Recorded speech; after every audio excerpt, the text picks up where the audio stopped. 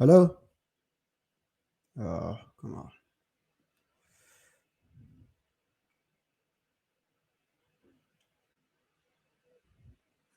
Ok.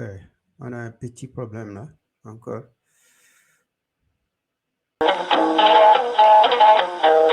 Enfant du Tchad, tu as trop souffert, peuple martyr qui vit dans l'enfer.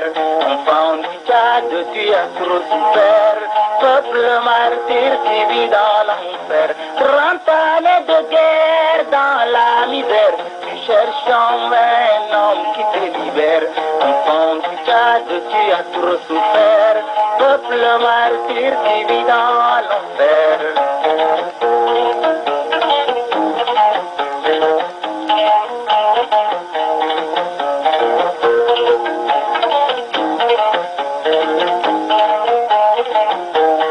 Enfant du Tchad, tu as trop souffert, peuple martyr qui vit dans l'enfer. Enfant du Tchad, tu as trop souffert, peuple martyr qui vit dans l'enfer. 30 années de guerre dans la misère, tu cherches en vain. Ok, Anthony, Oui, tu m'arrives à m'entendre? ouais, 5 sur 5. Donc, on peut commencer, hein, puisque Justement, on peut commencer. une seconde. Là. Ah,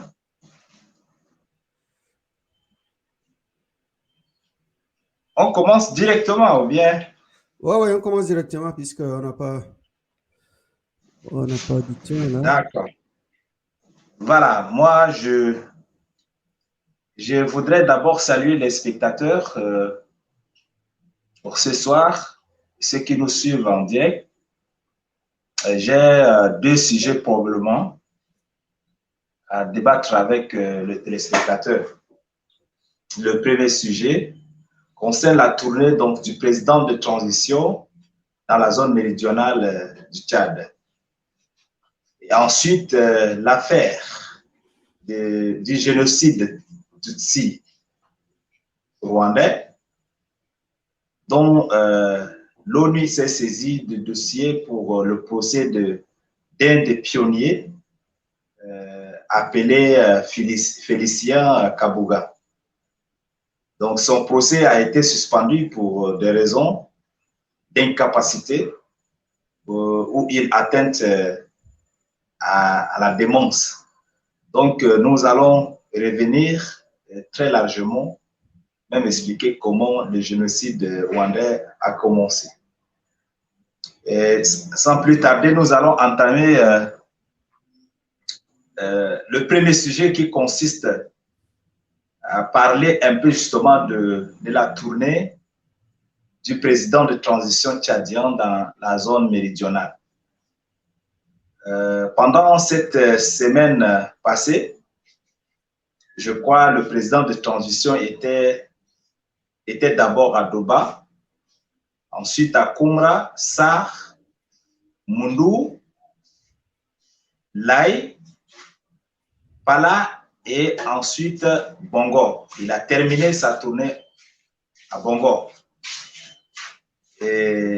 L'objectif précis de cette tournée est resté inconnu. Bien que beaucoup tentent de dire que c'est une tournée beaucoup plus politique, d'autres justifient c'est aussi une tournée beaucoup plus sécuritaire. Donc le fond de cette tournée reste beaucoup plus méconnu.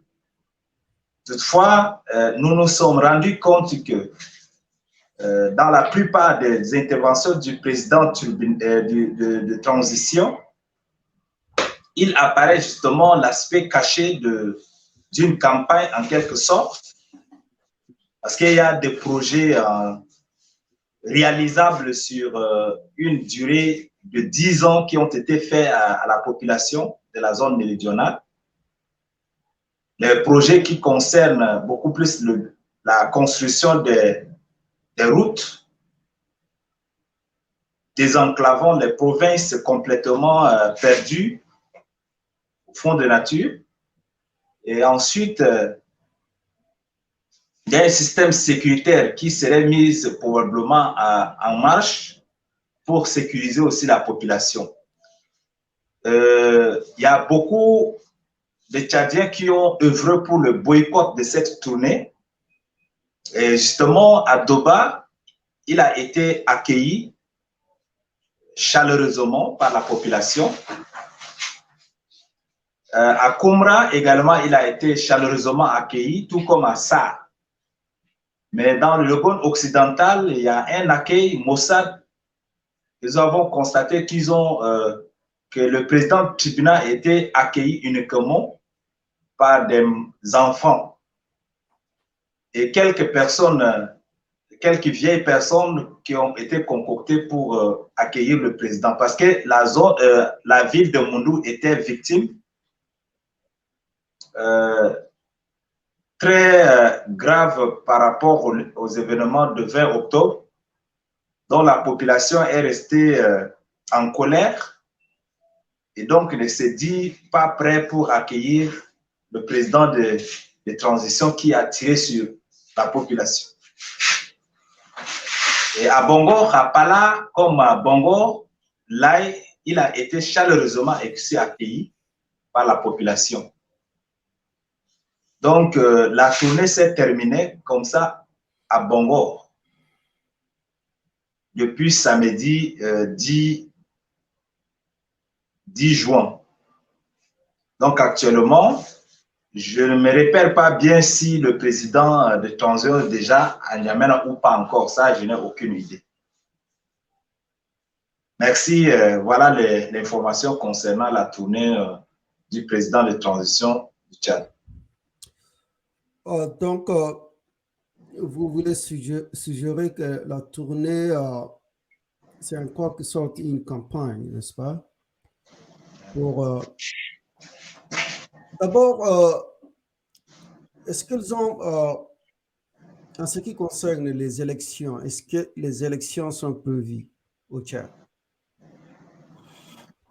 Bon, la date, vous parlez de quel genre d'élection? Les élections présidentielles ou référendaires? Parce qu'il y a deux élections qui sont en vue, notamment les élections référendaires qui se préparent déjà par la mise en place de CONAREC. Il y a un comité qui est uniquement chargé pour les élections référendaires. Et donc, cette CONAREC, la fois dernière, je disais qu'elle a été trop critiquée par l'opinion nationale et internationale à cause de sa structure. Parce que vous devez sans ignorer que la CONAREC, dans des zones provinciales, sont sous la direction des administrateurs civils qui sont de l'obédience du pouvoir de transition. Donc, vu sa crédibilité, a fait l'objet de critiques. Et il y a donc cette élection référendaire-là a été déjà placée sur une date butoir, probablement en novembre prochain. C'est la date qui a été fixée par CONAREC pour les élections référendaires. Donc, et déjà, le processus pose problème. Qu'est-ce qu'il s'agit des élections référendaires?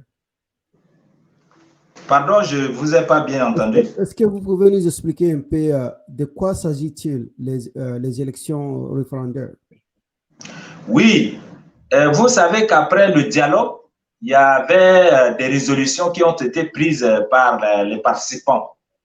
Et dans cette résolution, il y a un problème, il y a un enjeu par rapport à la forme de l'État qui a été renvoyé au référendum.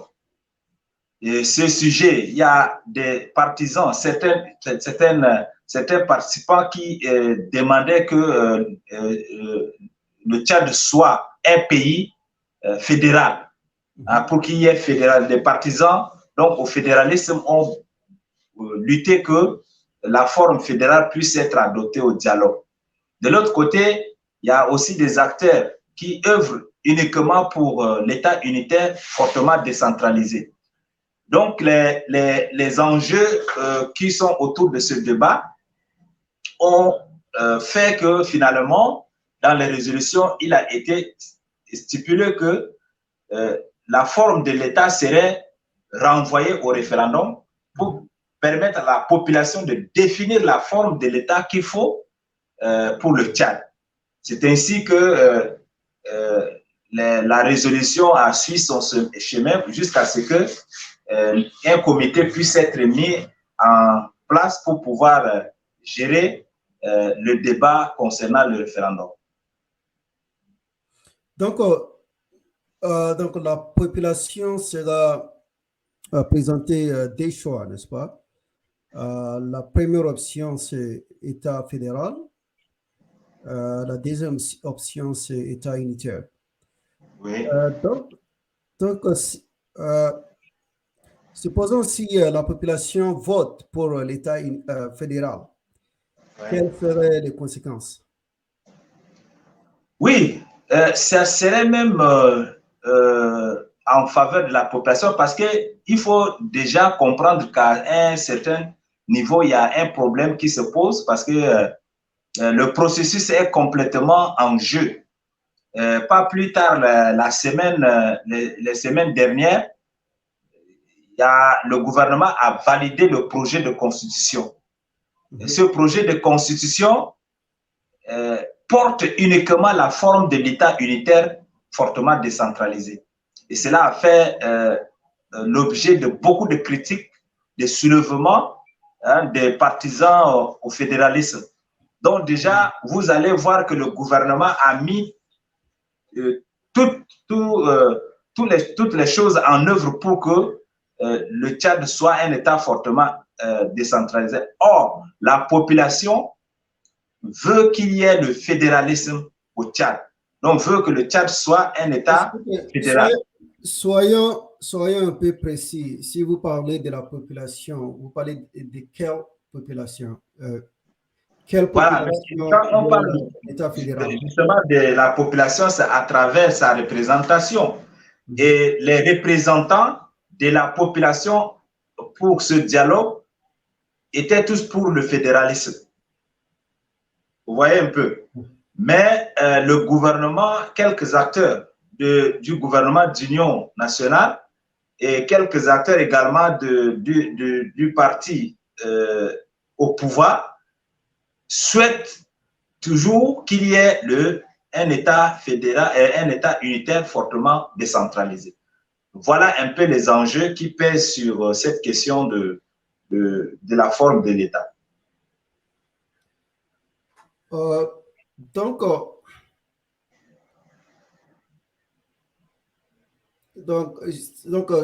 est-ce qu'on peut envisager que la population votera pour l'État fédéral? Bon, mais tel que c'est parti, ça serait difficile pour la population de se déterminer parce que le résultat est connu d'avance, puisque le projet devrait être impartial. Le projet de la Constitution doit figurer les deux formes de l'État. Malheureusement, le gouvernement de transition a validé simplement le projet qui porte la forme de l'État unitaire fortement décentralisé. Donc déjà, on voit que le résultat de ce référendum est déjà connu d'avance. Ça serait uniquement pour un État fortement unitaire fortement décentralisé, mais pas la fédération, parce que la population n'a plus de choix, le choix que pour un État unitaire décentralisé.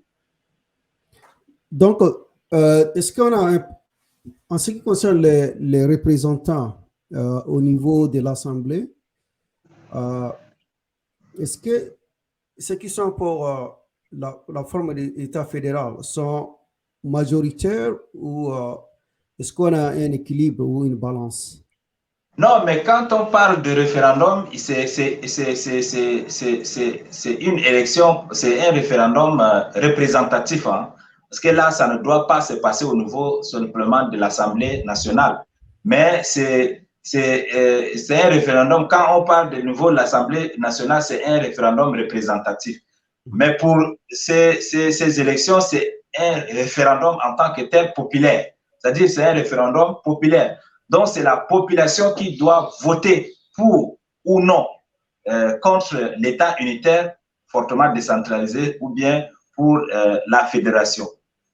Mais à ce niveau déjà, il y a un problème qui se pose, comme je vous ai parlé de processus. Il y a un problème qui se pose déjà à ce niveau. Donc, il y a un doute qui plane déjà sur les possibilités pour que le Tchad soit un pays fédéral ou un État unitaire fortement décentralisé.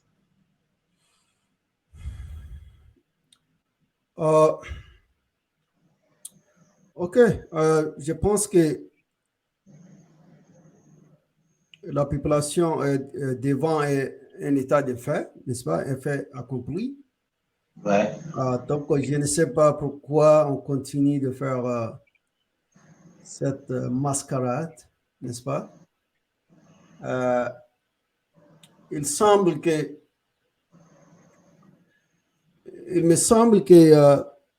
on est déjà devant un fait accompli, n'est-ce pas? Et puis, Oui. le reste, c'est du théâtre. Ouais, ce ne sont que des formalités. Ouais.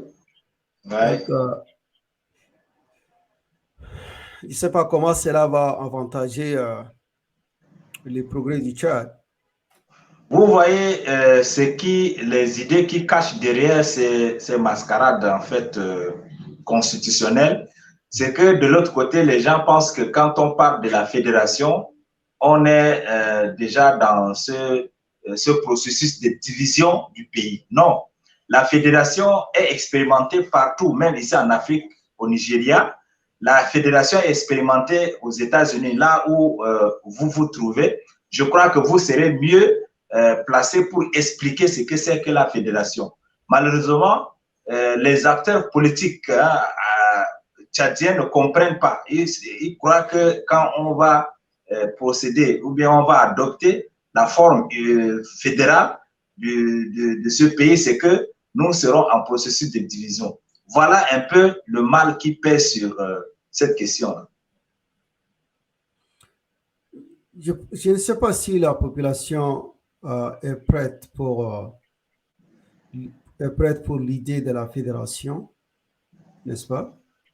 Justement, parce que la forme unitaire fortement décentralisée est une forme qui a été héritée de la colonisation depuis 1960. Le Tchad a expérimenté et on a trouvé que cette forme n'est pas avantageuse pour le pays. Ça ne permet pas de donner une impulsion économique ni un développement durable à ce pays. Donc, il faut également expérimenter la forme fédérale pour voir est-ce qu'effectivement, nous serions dans le même problème. Malheureusement, cette forme fédérale de l'État serait loin d'être adoptée. En ce qui concerne le président de la transition, est-ce qu'il a un support? Vous avez mentionné que la population de Moundou ne sont pas en faveur de sa visite, n'est-ce pas? Oui. Est-ce qu'on peut dire d'une manière générale, il est supporté par la population du Sud? Bon, supporter, ça serait trop dire, mais c'est-à-dire que puisque d'abord, il n'est pas un candidat connu officiellement, c'est un président de transition qui fait une tournée pour être proche de la population, même si le fond de sa tournée n'est pas connu. Donc, nécessairement, comme c'est un président de la République qui est en déplacement, la population doit sortir massivement pour l'accueillir. C'est ça, ce sont là les normes. Mais comme la population était victime de tueries, hein, beaucoup ont fait de propagande de boycott. Mais quand même, cela n'a pas été complètement respecté, sauf à Moundou que cette campagne de boycott a été scrupuleusement respectée.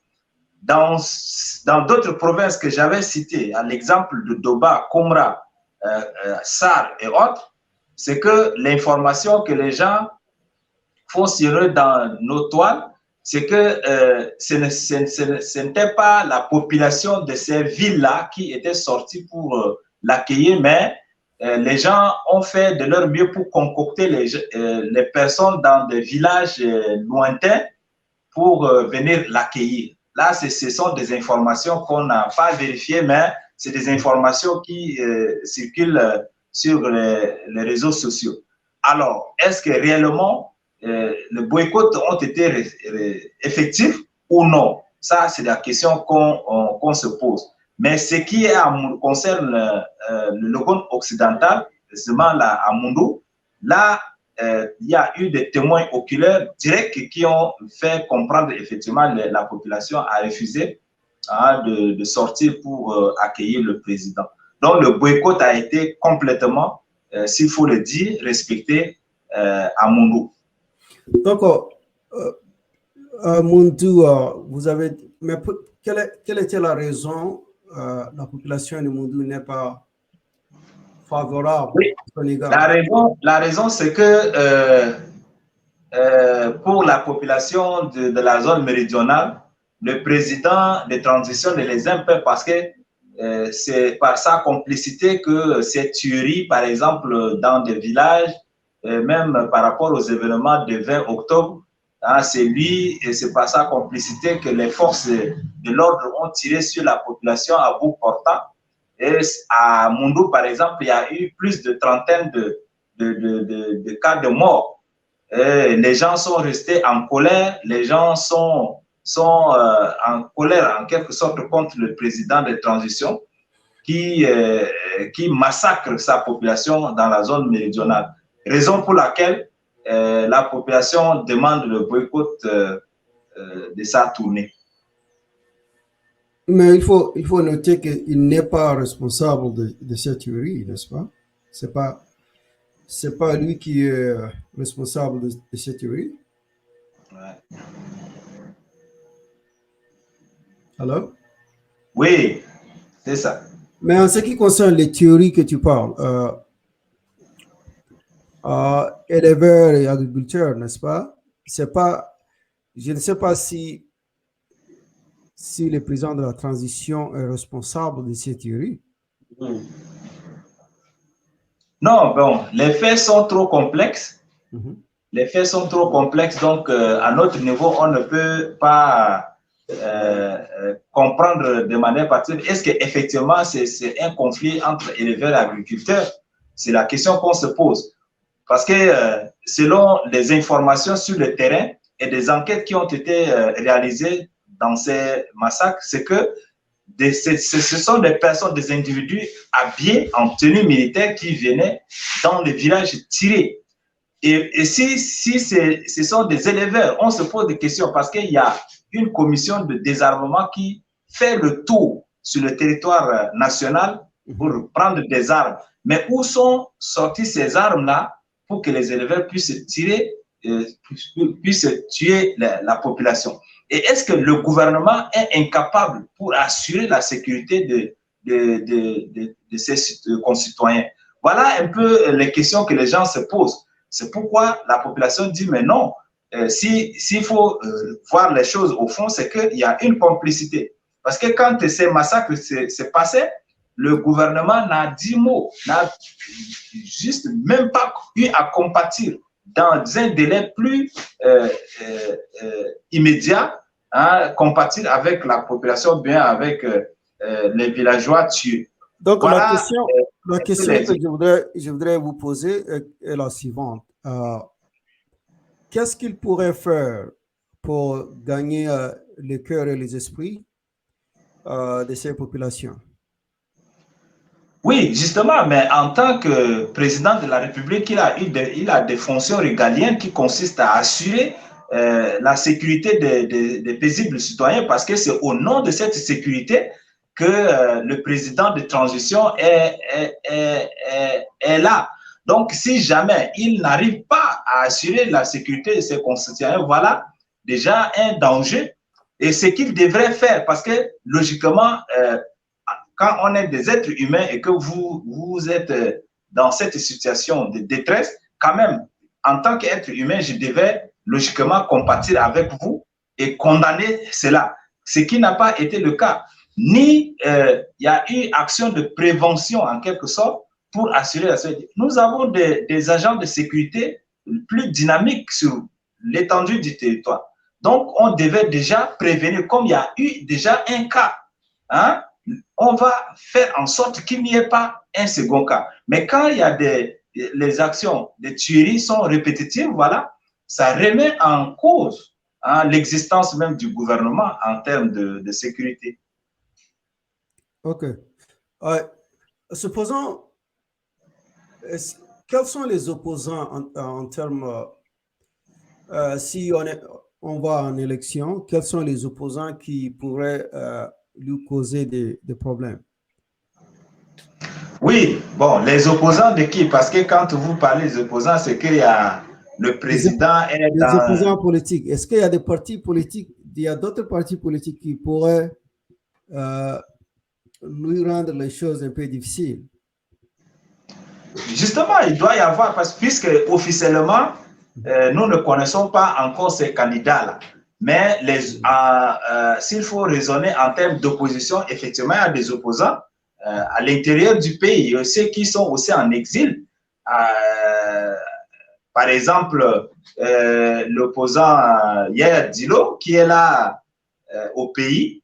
Il y a plusieurs opposants. Il y a les transformateurs et il y a, par exemple, les socialistes de Avoxio Mazona. Il y a beaucoup d'opposants qui peuvent faire l'affaire, qui sont là. Donc, il n'y a pas question de dire qu'il n'y ait pas d'opposants. Mais ceux-là ne sont pas candidats officiellement connus. Donc, on ne peut pas déjà émettre ces hypothèses-là à ce niveau. OK. All right. On va suivre de près ce qui se passe au Tchad. Donc, vous allez nous mettre au courant des prochaines nouvelles. Ouais. Donc, on va parler d'un autre sujet, la suspension du procès de Félicien Kabuga, financier du génocide des Tutsis rwandais. Ouais. Voilà, pour un briefing sur le génocide rwandais, c'est que c'est en 1994, justement. Avant ça, qui est d'abord Félicien Kabuga? Voilà, Félicien Kabuga est un homme d'affaires, rwandais. À l'époque, quand le génocide s'est déclenché, le 6 avril 1994, lorsque le président Abriamana venait de Dar es Salaam pour le sommet donc, de l'accord d'Arusha, il y avait eu attentat à l'avion. Par la suite, le président Ibarama était décédé. Et comme c'est un génocide organisé depuis des années, la force armée rwandaise, c'est-à-dire FARC, qui a la mouvance présidentielle, a commencé à massacrer déjà les gens à minuit, vers 21h. Ils ont bloqué tous les passages sur lesquels on demande les cartes d'identité et par estimation, si on voit que tu es de la communauté Tutsi, voilà, on t'abat. Et c'est à partir de 6 avril à minuit, le 6 avril 1994, le génocide a commencé. Et le génocide a duré pendant 3 mois. Et on s'était rendu compte que cet homme d'affaires-là, la personne de Félicien Kabuga, et en sa qualité d'homme d'affaires, fournissait des machettes. Hutu, parce qu'il est de la communauté Hutu, il fournissait des machettes, des armes à feu à la population pour massacrer les Tutsis. Entre-temps, lui-même, il était l'un des fondateurs de la radio-télévision libre de Mille Collines, qui faisait aussi de propagande. Pardon? Ok, je vois. Voilà, qui diffusait ouais. des informations de la haine contre les Tutsis. Parce que vous savez que l'ethnie Tutsi était d'abord soutenue par certaines puissances européennes qui étaient à l'époque au Rwanda, à savoir la Belgique, la France et les États-Unis. Et donc, ce peuple-là était considéré beaucoup plus comme un peuple dominant qui a un lien avec l'Europe et des stigmatisations qui vont dans le sens pour dire simplement que les Tutsis sont au-dessus des Hutus. Voilà ce que ces pays étaient en train de manipuler. Et donc, les Hutus ont dit, mais non, si on se laisse faire, c'est que les Tutsis seront au-dessus de nous. Et la France s'est rangée du côté du pouvoir avec certains pays, des communautés internationales qui étaient presque muettes pendant que ces massacres duraient. Et voilà un peu ce financier, je pourrais dire, du massacre Tutsi, M. Félicien Kabuga, qui était même l'instigateur à la haine, qui avait contribué de manière la plus efficace à ce génocide-là. Et maintenant, quand le génocide a pris fin, il y a un mandat d'arrêt qui a été lancé contre lui. Pendant 26 ans, Félicien Kabuga était en cavale. Tantôt il est au Kenya, tantôt au Zaïre, et par la suite, on a pu le localiser au nord de la France. Donc, ça veut dire que la France... Ok, je pense qu'on a eu un problème technique encore. Anthony, il est au chat, donc au chat, souvent, on a des problèmes d'Internet. Donc, je vais attendre pour qu'il nous rejoigne.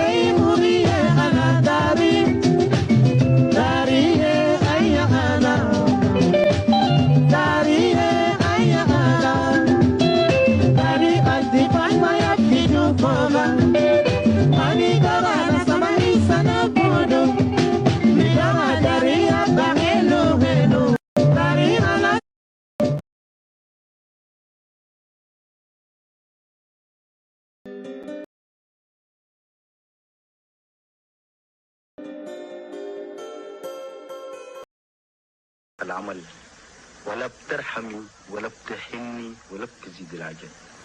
المساكين نحن والشقيانين نحن، ضيعنا شبابنا ولا يعرفنا حالاته، والايام جاريه والشيب جايب تحياته. دنياتنا كملت في عذاب، صبرنا رايح زي السراب. 200 يا الله يا ربي نرتاحوا، بنبكي لعمرنا بنبكي لوطننا. يا افريقيا يا أم الأرواح السوداء، يا مانديلا يا الحلال علينا، يا سيزير سنغور نايندوبا وكل اللي كلنا.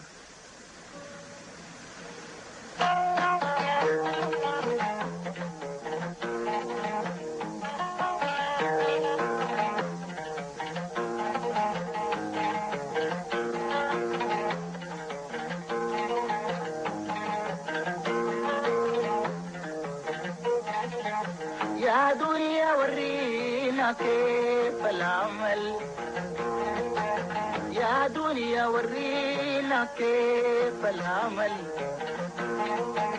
يا دنيا ورينا كيف العمل.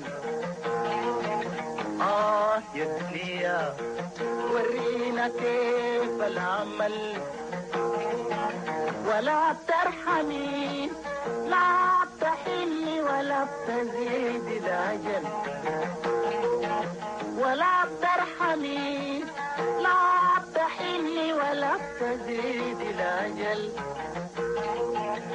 المساكين نحنا الشجعانين نحنا المساكين نحنا الشجعانين نحنا ضيعنا شبابنا ولا يرفنا هلاته والأيام جارية الشيب جايب تحياته ضيعنا شبابنا ولا يرفنا هلاته والأيام جارية الشيب جايب تحياته دنياتنا كملت في عذاب صبورنا رايح زي السراب دنياتنا كملت في عذاب صبورنا رايح زي السراب مثال يا الله يا ربي ردها مثال يا الله يا ربي ردها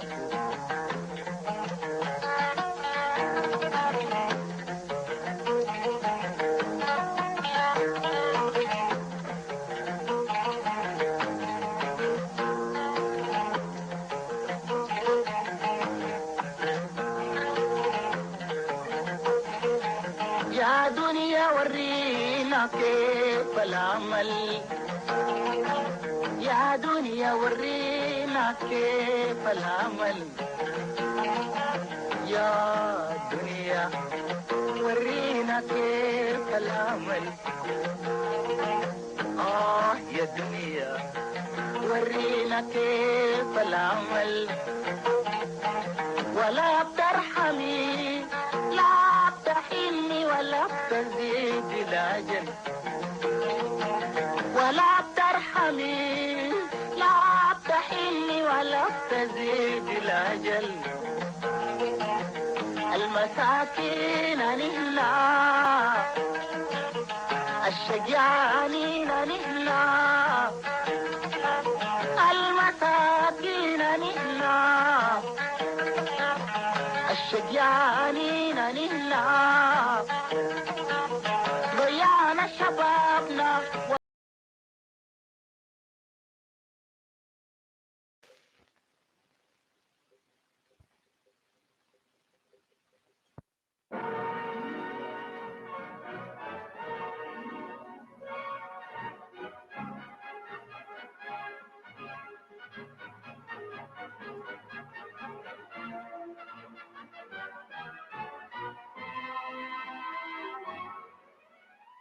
Vendredi 17 novembre 1972. Une journée historique commence pour la capitale du Tchad. Afin d'accueillir d'une manière triomphale la venue dans notre pays du roi Faisal Ibn Abdulaziz, chef souverain de l'Arabie Saoudite, tous les habitants de Fort-Lamy se sentent mobilisés. Et de plusieurs régions de la République du Tchad, de nombreux chefs traditionnels ont convergé vers la capitale, suivis de leurs escortes de cavaliers. Tous veulent participer à l'accueil grandiose que notre nation entend réserver à son illustre visiteur. C'est à 16h20 que l'avion de commandement du roi Faisal se pose sur la piste de l'aéroport. Il est attendu par le président François Tombalbaye, entouré du nouvel ambassadeur du Royaume d'Arabie Saoudite au Tchad, de l'ambassadeur du Tchad au Liban et en Arabie Saoudite, et de nombreuses autres personnalités tchadiennes. Cérémonial d'accueil extrêmement solennel. 101 coups de canon marquent l'arrivée du souverain. Notre président accueille Sa Majesté le roi Faisal et les membres de son importante suite. 2 altesses royales en font partie, le prince sultan Ben Abdulaziz, ministre de la Défense et de l'Aviation, et le prince Nawaf, conseiller privé de Sa Majesté.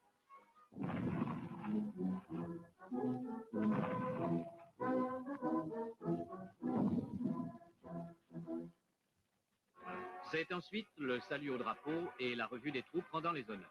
Puis la cérémonie se poursuit avec la présentation au roi Faisal des plus hautes personnalités de la République et de la colonie arabe de Fort-Lamy.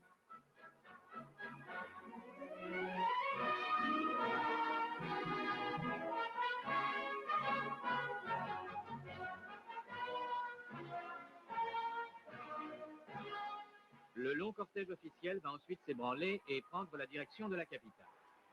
Premier arrêt bientôt au pied de l'Arc de Triomphe. C'est là, en présence de M. Mahamad Jarma, maire de Fort-Lamy, qu'une fillette remet symboliquement au roi Faisal la clé de la ville. Le cortège reprend alors sa marche vers le palais présidentiel en empruntant l'avenue Charles de Gaulle, puis la place de l'Indépendance. Tout au long du parcours, la population de Fort-Lamy réserve au roi d'Arabie Saoudite et au président de la République un accueil extrêmement chaleureux.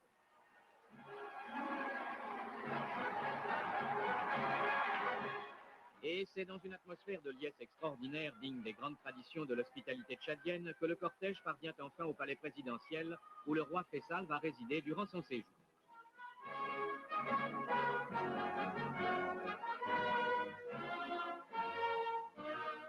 Un peu plus tard, au palais, se déroule une cérémonie d'échange de décorations. Pour commencer, c'est le chef de l'État qui remet à son hôte royal le collier de grand maître de l'Ordre national du Tchad.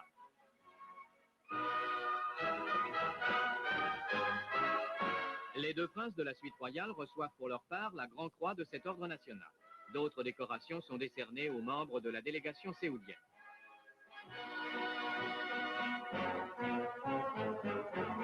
De son côté, le souverain séoudien remet au président Tombalbaye le collier du grand Wissam du roi Abdulaziz.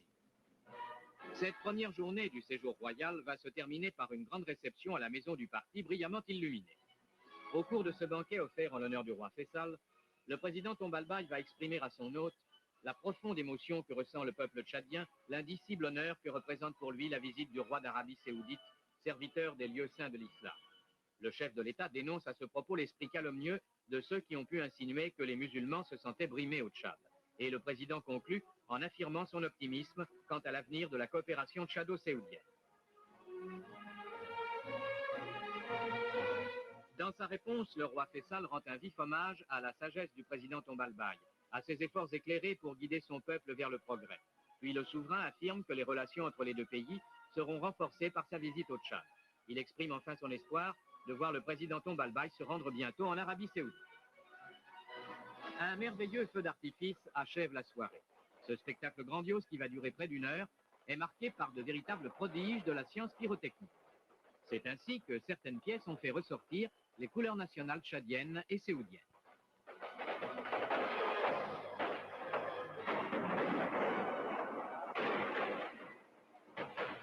Tous les invités ont apprécié l'ambiance de cette réception inspirée par l'esprit de la révolution culturelle tchadienne.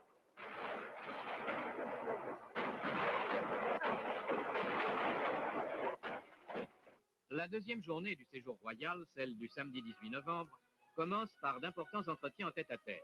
Ils permettent au roi Faisal et au président Tombalbaye d'étudier les problèmes de coopération bilatérale entre les deux pays et d'évoquer les grandes questions de la politique internationale, notamment celle du Moyen-Orient. Un peu plus tard, au cours d'une cordiale cérémonie, le roi et le président procèdent à un échange de cadeaux. Pour notre président, un sabre en or massif, un collier de diamants, de très précieux objets d'art. Une première séance de travail réunit ensuite les deux délégations dirigées respectivement par le roi Faisal et le président Tombalbaye. Dans une atmosphère d'amitié, de franchise et de profonde compréhension, sont notamment étudiés les moyens de développer la coopération entre les deux pays dans les domaines culturels, économiques et sociaux. Dans l'après-midi de ce deuxième jour, le roi Faisal s'est rendu à une réception à l'hôtel de ville de notre capitale. Au nom de la ville et du conseil municipal, le maire, M. Mohamed Jarma, va nommer le souverain citoyen d'honneur de Fort-Lamy.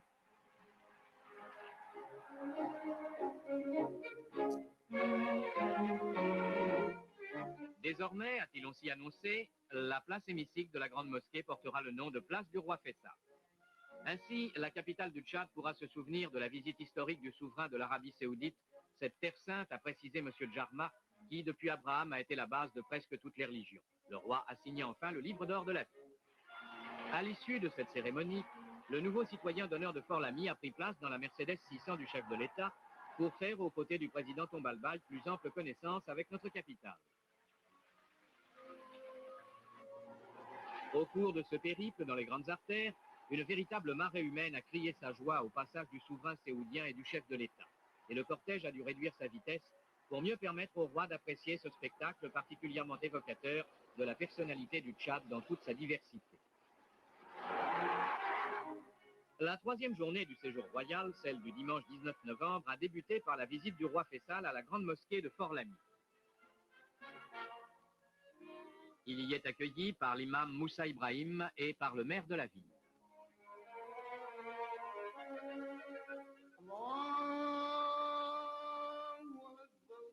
Le monarque séoudien et sa suite vont d'abord se recueillir pour prier avant la cérémonie officielle.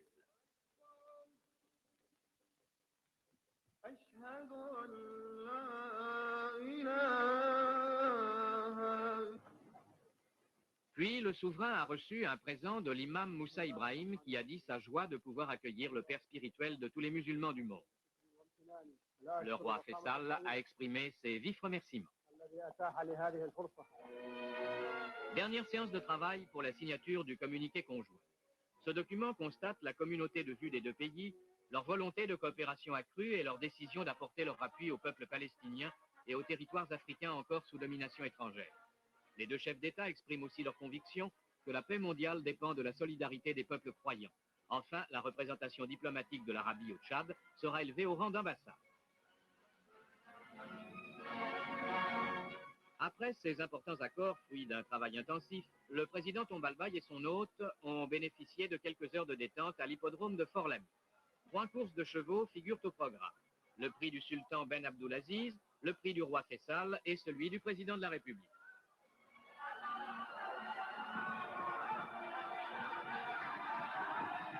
Trois épreuves mouvementées dont les deux chefs d'État ont suivi les péripéties à la jumelle avant de décerner les coupes aux jockeys gagnants.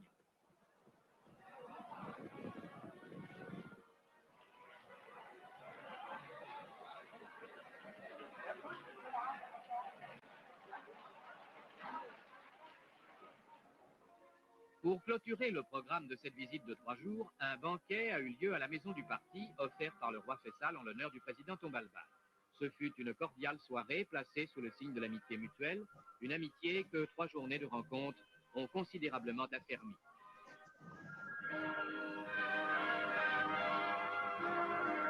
Le lendemain matin, cérémonie du départ de la délégation séoudienne à l'aéroport de Fort-Lamy. Autour du président Tombalbaye, de nombreuses personnalités l'ami Forten venues saluer le roi Faisal. Oui, non, je suis déjà de tout. Le cérémonial des adieux est marqué d'une certaine nostalgie. On apprend vite à se mieux connaître, mais trop vite passe le temps quand d'authentiques sentiments d'amitié se sont agités de part et d'autre. Désormais, l'Arabie saoudite et le Tchad sont vraiment des pays frères. Merci. Donc, il semble qu'il y a un problème technique. Ouais. Donc, oui, tu peux continuer puisque on va achever, non, on va compléter l'émission et puis on va revoir après. Voilà, donc je continue. Vas-y. Voilà, j'étais à quel niveau, je ne sais pas, mais toutefois... Tu parlais du Félicien, de son rôle dans le génocide rwandais. Ouais.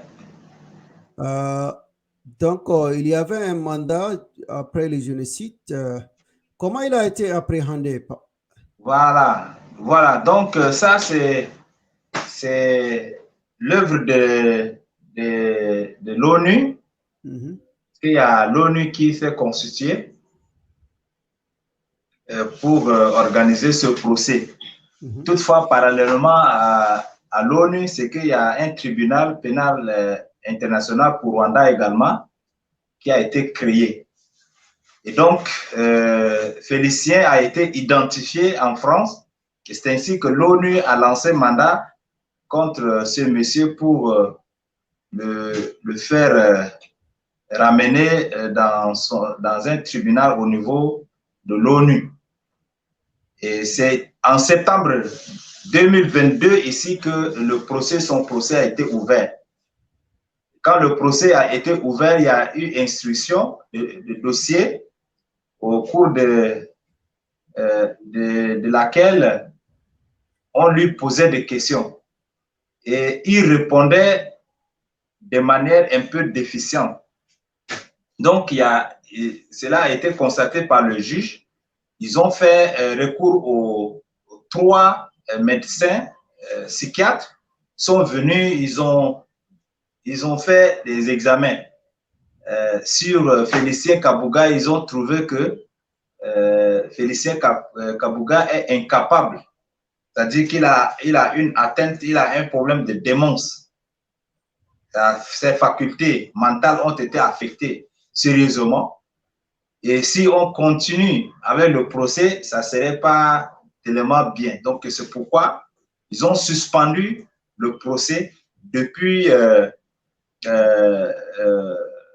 septembre dernier. Voilà un peu la cause de la suspension du procès de Félicien Kabuga. Ah, ok, donc dans ce cas, il va être relâché ou il va être toujours en prison? Maintenant, il y a un problème qui se pose parce que les victimes, les rescapés de ces génocides se sont constitués en une association et ils demandent à ce que le juge continue avec le procès pour que Kabuga soit condamné. Pour cette association dénommée Ibuka, il y a une association en langue Kinyarwanda, c'est-à-dire c'est une langue locale rwandaise, qui signifie je me souviens. Donc c'est une association de rescapés de génocide. Il s'est constitué et ils disent que c'est une mascarade en quelque sorte de procès parce que Félicien Kabuga est protégé, peut-être par la France ou les puissances occidentales, raison pour laquelle ils ne veulent pas le juger pour le condamner régulièrement. Donc ils ont trouvé en cela un complot en quelque sorte judiciaire.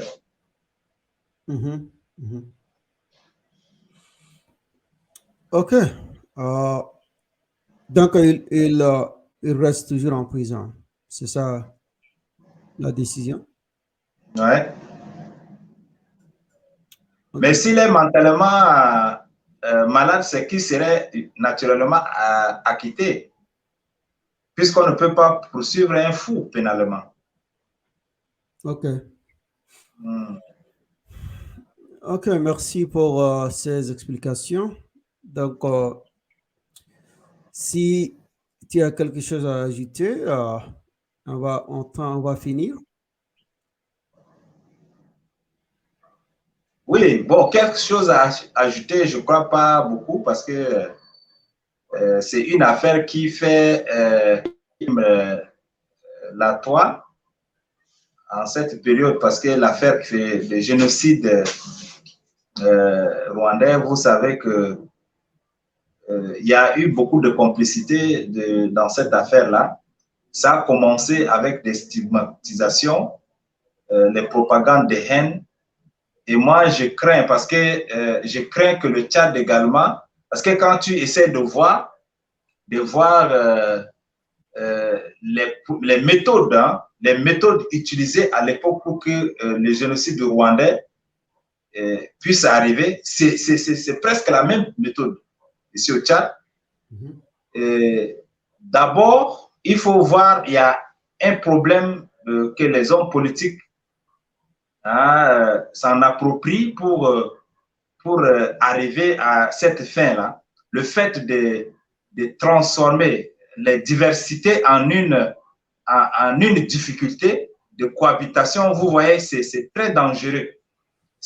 Là-bas, au Rwanda, c'était pareil parce que il y a une idée ethnicentriste qui s'est développée de manière progressive. Aujourd'hui, au Tchad, c'est la religion. Les gens veulent, les hommes politiques sont en train de mettre à mal ces religions-là qui constituent même déjà en réalité normalement quelque chose, un atout pour le développement du pays. Les hommes politiques sont en train d'utiliser comment on appelle, ces fibres religieuses-là pour pouvoir diviser encore davantage de Tchadiens et maintenir certaines personnes dans des positions qui ne sont pas favorables.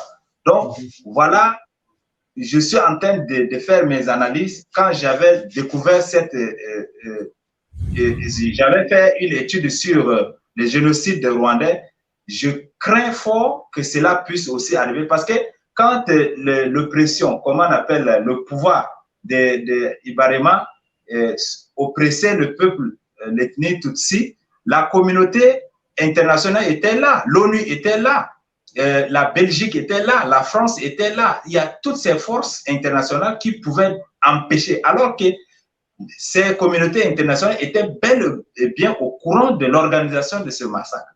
Elles n'ont rien foutu. Même quand le pouvoir oppressait le peuple Tutsi, c'est que c'est par complicité de ces communautés. Au lieu de condamner, ils n'ont pas condamné. Ils sont restés pendant 3 mois, 3 ans, je m'excuse, 3 ans pour que, comment on appelle, le peuple soit sérieusement massacré. Et c'était les MSF, les Médecins Sans Frontières, qui ne sont pas naturellement concernés par cette mission-là. Ce sont les Médecins Sans Frontières qui étaient dépassés par les cadavres. Ils étaient au bout de leur souffle. Et c'est eux-là qui ont mis pression sur les communautés internationales, telles que l'ONU et les forces françaises qui étaient à l'époque au Rwanda pour soutenir les réfugiés zaïrois en territoire rwandais à l'époque. Donc, c'était sous le regard impuissant des communautés internationales. Et même dans les postes de station, par exemple, de l'ONU, il y a quelques 3 000 Rwandais, Tutsis qui, ces réfugiés-là, on les a abandonnés dans la main de Hutu pour les massacrer. Vous voyez? Donc, il y a un problème. Et c'est la même chose. Aujourd'hui, il y a des choses terribles qui se passent dans ce pays. La communauté internationale ne dit rien. Et reste... Je voudrais intervenir. Donc, on sait la tragédie rwandaise. Donc, c'est une grande tragédie dans l'histoire du Rwanda. Mais depuis lors, il y a beaucoup de choses positives qui se sont produites au Rwanda. Donc, le Rwanda a pu avancer dans beaucoup de domaines aujourd'hui. Donc, on va aller dans les sens positifs. Je pense qu'on espère que la population ait de la sagesse et de la conscience de ne pas tomber dans ce genre de divisions religieuses, de divisions ethniques. Donc, la population doit faire preuve de sagesse pour ne pas être manipulée par des candidats politiques, par des politiciens. D'accord? Donc, je pense qu'on espère qu'on va unifier le Tchad, d'accord? Pour que toute la population ait les mêmes opportunités. Puisque quand les gens sont frustrés, ils pensent qu'ils n'ont pas des opportunités et puis ils sont exclus du système. C'est ça ce qui rend, je pense que c'est ce qui cause des problèmes. Donc, on espère que la population tchadienne a une conscience beaucoup plus sophistiquée pour qu'on ne tombe pas dans des conflits génocidaires. D'accord? Donc, là, c'est mon espoir. On va se focaliser sur les choses positives, puisque d'habitude, les gens ont tendance à parler uniquement des choses négatives. Mais là, c'est en quelque sorte la nature humaine. Mais il y a beaucoup de choses positives qui se produisent. Donc, on va se mobiliser pour envoyer l'esprit positif, l'énergie positive, pour qu'il y ait un progrès durable au Tchad. D'accord. Voilà, c'est mon point de vue. Donc, on va finir pour aujourd'hui. Donc, merci beaucoup, Anthony. Tu restes en ligne et puis on va finir. Merci beaucoup. Merci.